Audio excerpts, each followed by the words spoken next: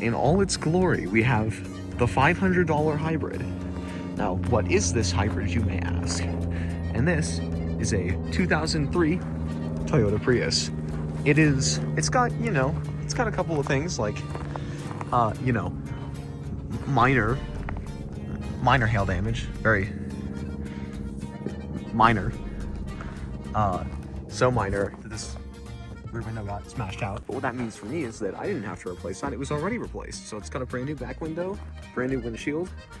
And if you don't care about, the hail damage like I do, it's fine. But that's not enough to make this car worth $500, you may say. Hybrids carry, a premium with them. And I'll tell you that you're correct. They do. And because that's not all that was wrong with this. Now, this is actually a clean title. They must have never filed a claim after it got hail damage. I mean, because that would have totaled it for sure. But that was not all that was wrong with this. Let me take you for a walk down memory lane of the last couple of months. So here's the listing, right? Now, you may notice that car no work, but I drove the car here. It's got license plates that I covered with shop towels because I'm a professional.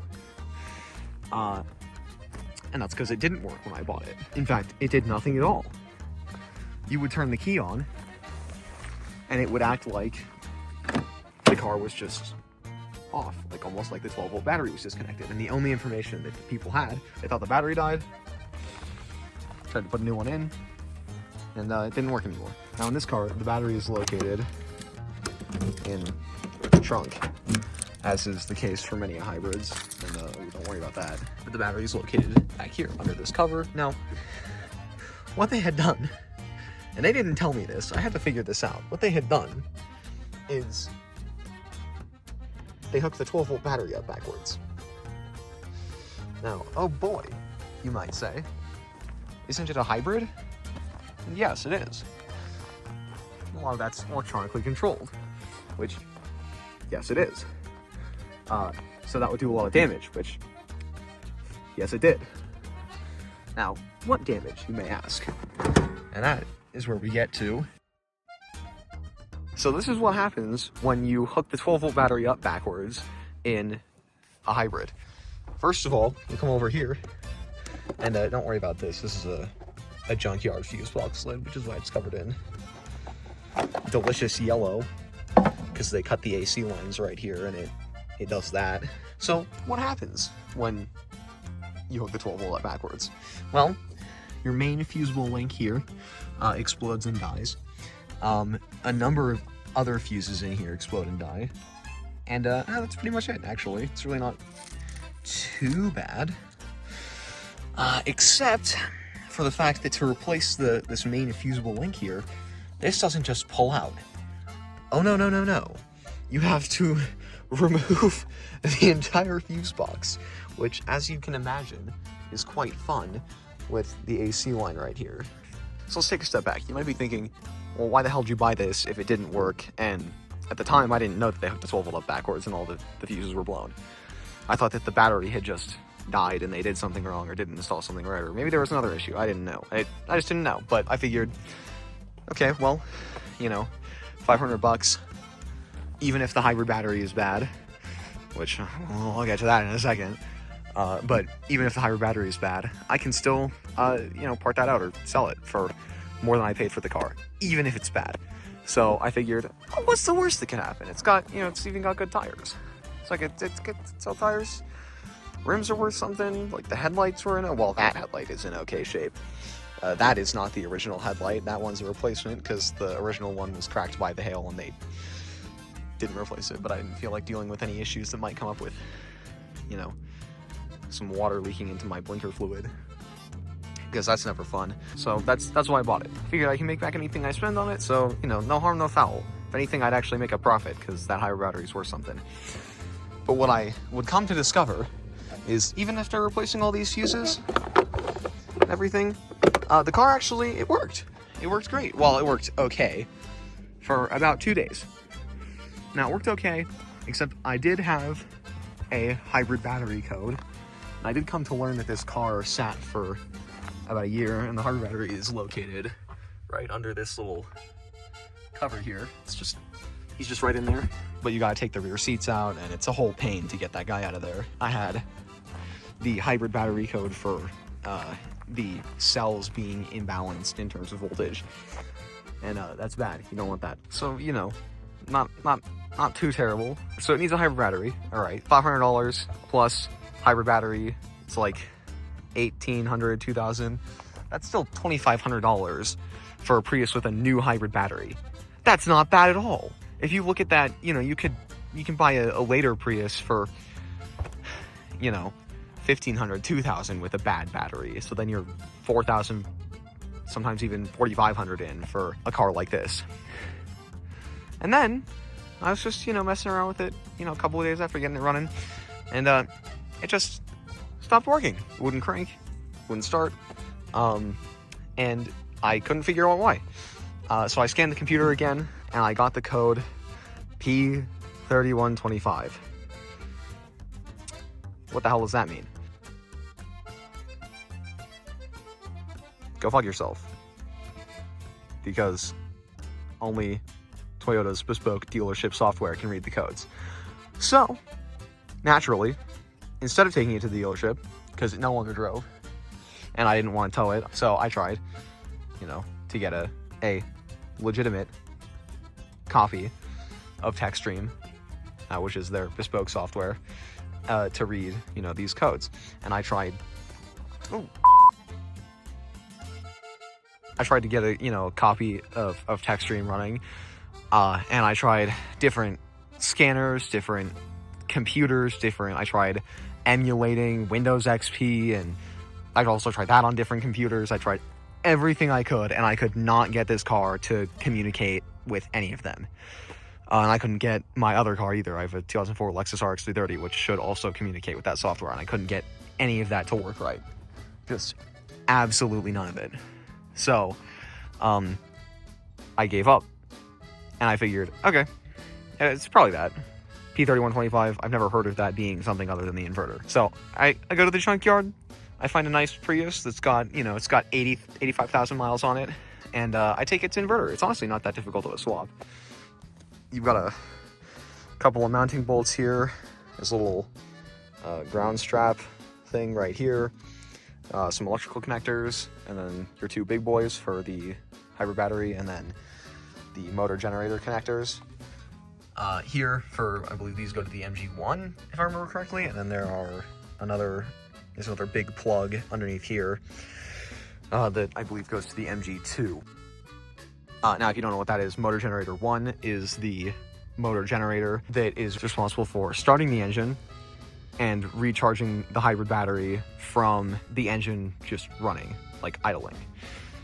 Then there's the MG2, which is responsible for recharging the battery with regenerative braking and the battery assist while driving. So basically, if this doesn't work, nothing works. Absolutely nothing works. So I replace it, you know, I do all of that, and same issue, no different. Nothing changes at all. So I think, okay, maybe, you know, it's weird that it ran and then stopped, but could be maybe the hybrid ECU or something. So I replace that. No dice. Still the same issue. I get to the point where I order the factory service manuals because I can't get TechStream to work. I order the factory service manuals and I start following the test conditions for each subcode to determine what the actual problem is with this car. Which, because it can be, P3125 can be either an inverter-converter unit issue or a wiring harness issue. So then my other thought was, okay, it's got to be a wiring harness issue. So I just start following the steps for every single test condition. And it gets me nowhere. Absolutely nowhere. Now, the funny thing about those books is that there are some subcodes that have no test conditions. If the subcode is present, then you replace that. So I go through everything. I spent hours doing it.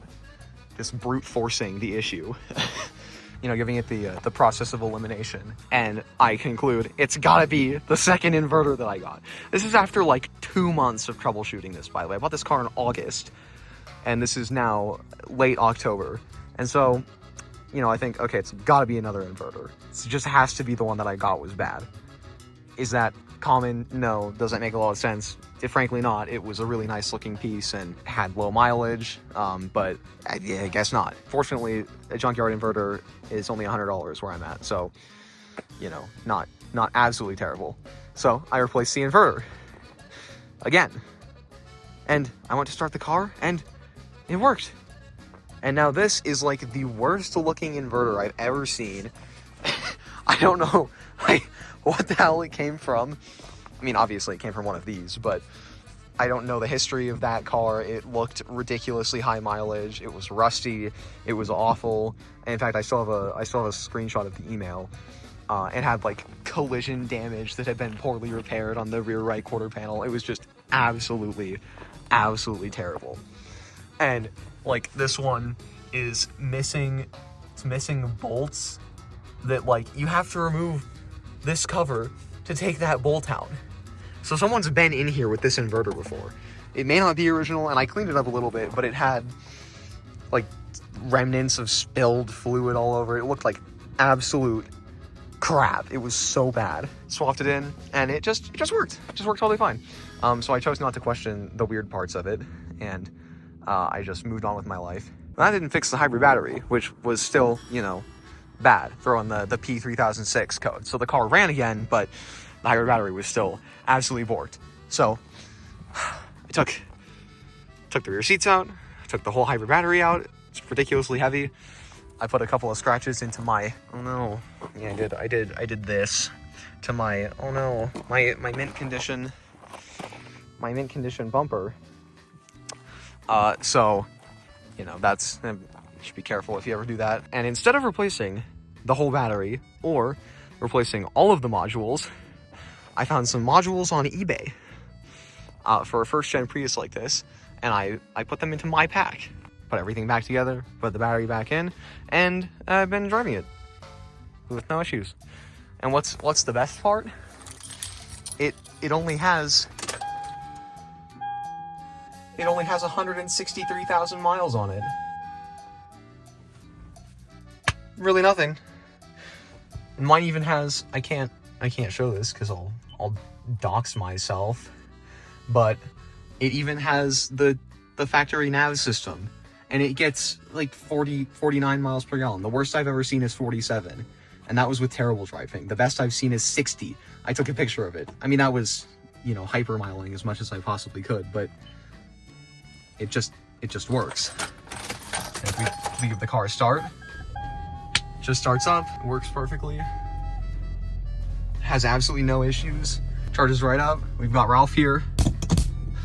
And yeah, I mean, I skinned some seats out of a 2007 Camry to fabricate some leather seat covers from the front, because I'm not a fan of cloth seats. I've got, you know, dogs, and I just don't like cloth. So leather seat covers, they're not perfect by any means, but they're better than the cloth.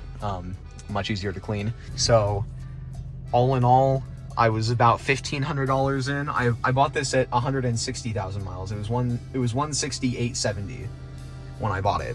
So I've put nearing on 3,000 miles, and it just works great. The only thing, I mean, even the power windows all work, every single one.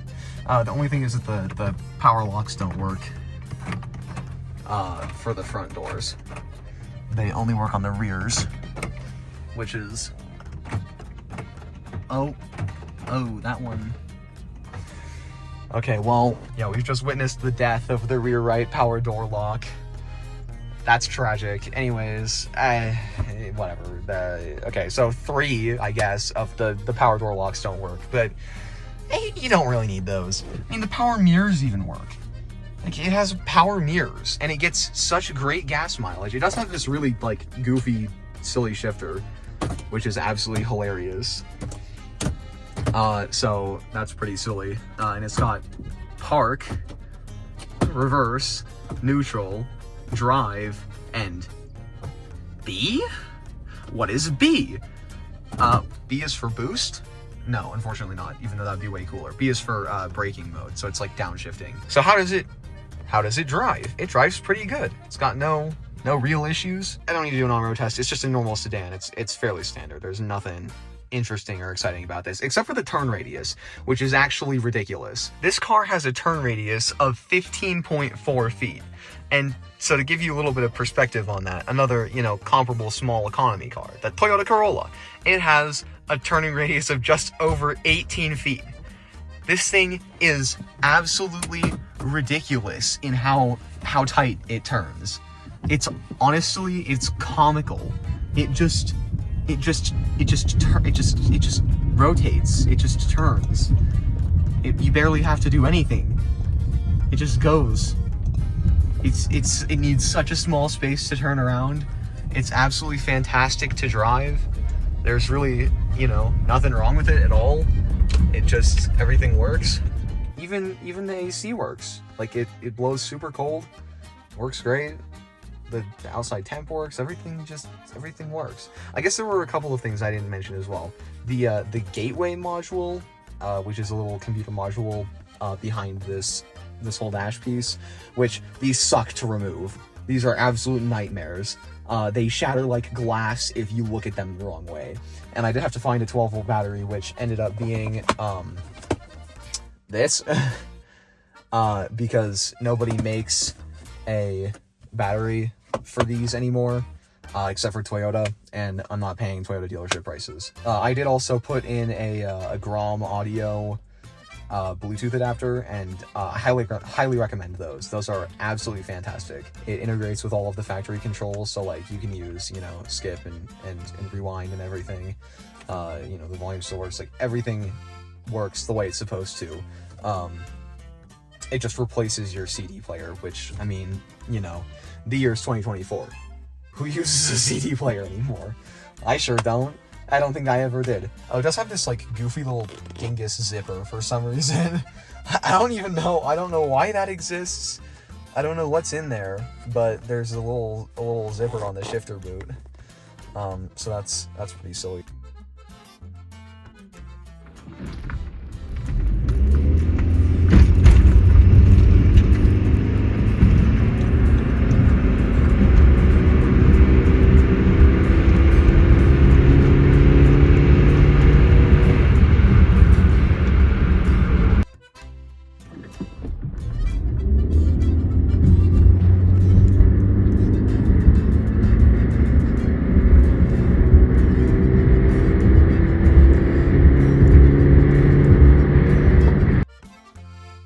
So that was the 0 to 60 test. It's definitely not very fast, but that's not its point. Its point is very good gas mileage. And you know, for the $500 plus like 1,000 or so to get it running and registered and to get moved, I towed this piece of shit with a U-Haul. That was an interesting experience. But yeah, well, it also has these really nice physical controls. No disgusting, well, it's got this disgusting touchscreen, but it's honestly not that bad for being 21 years old. It really isn't. It's not terribly unresponsive or terribly ugly or anything. It's really not that bad. So yeah, that's what you get with the $500 hybrid, the $500 Prius, and it just works. And it's the golf ball, because, you know, look at it.